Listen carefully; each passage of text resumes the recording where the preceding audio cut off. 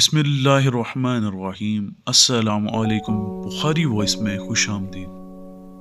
اللہ تعالیٰ قرآن مجید میں حضور صلی اللہ علیہ وسلم کے لیے کچھ اس طرح ارشاد فرماتے ہیں: بے شک اے نبی، ہم نے آپ کا ذکر بلند کیا، اسی طرح جو بھی حضور صلی اللہ علیہ وسلم سے محبت و عشق رکھے گا اس کا ذکر بھی آپ کے صدقے سے جاری رہے گا۔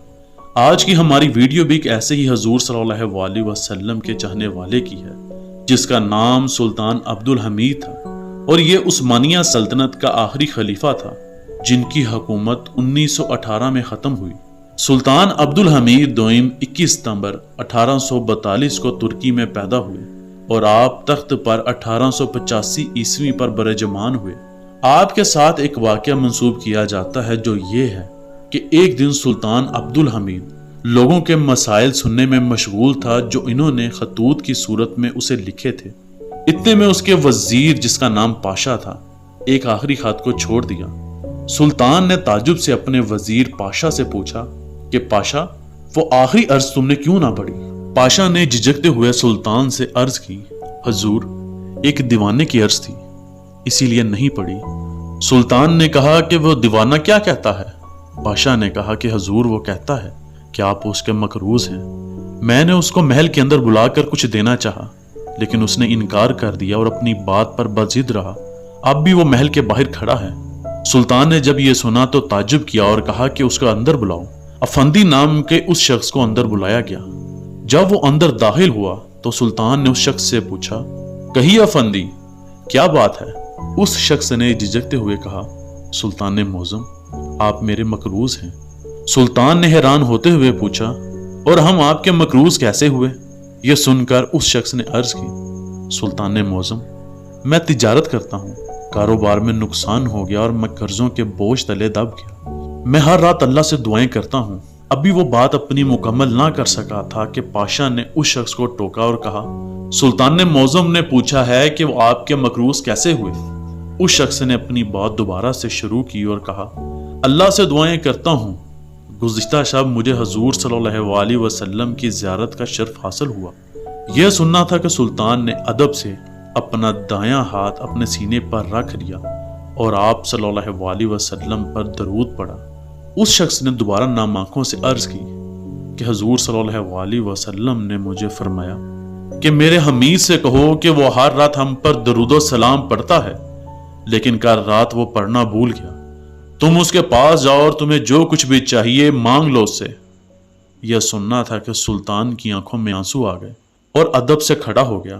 نام آنکھوں سے پوچھا کہ کیا فرمایا انہوں نے؟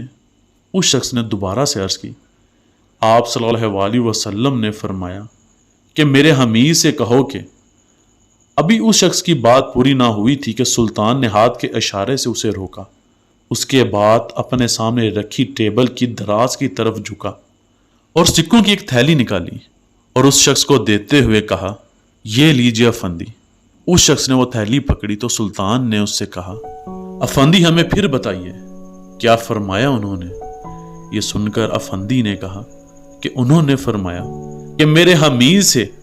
سلطان نے اس کو ہاتھ کے اشارے سے روکا اور اپنی ٹیبل کی دراز کی طرف جھکا اور ایک اور تھیلی اس کو تھما دی اور کہا: پھر سے بتائیے افندی، کیا فرمایا انہوں نے؟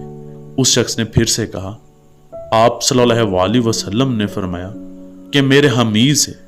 سلطان نے پھر ہاتھ کے اشارے سے اسے روکا اور ایک اور تھیلی دراز سے نکالتے ہوئے اس شخص کو تھما دی اور پھر کہا: پھر ہمیں بتائیے کہ کیا فرمایا انہوں نے؟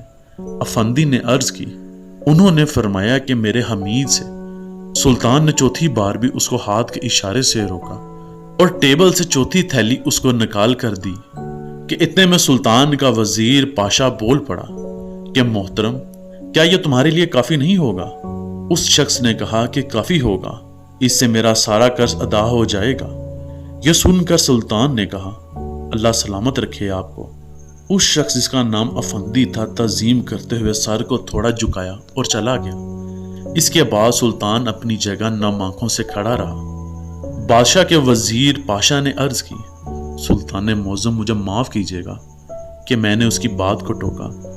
مجھے خدشہ تھا کہ آپ اس کو ساری دولت دے دیں گے۔ سلطان نے کہا: شاہ اللہ کی قسم، اگر وہ مجھ سے ہماری ساری سلطنت بھی مانگتا تو ہم دے دیتے۔ یہ سن کر پاشا رو پڑا۔ سلطان نے نام آنکھوں سے کہا، پاشا، کل رات ہم کام کرتے کرتے میز پر ہی سو گئے تھے، حضور صلی اللہ علیہ وسلم پر صلوات بھیجنا بھول گئے تھے، کوتاہی ہو گئی ہم سے، اللہ ہمیں معاف کرے۔ یہ سن اور کہہ کر پاشا اور سلطان دونوں رونے لگے۔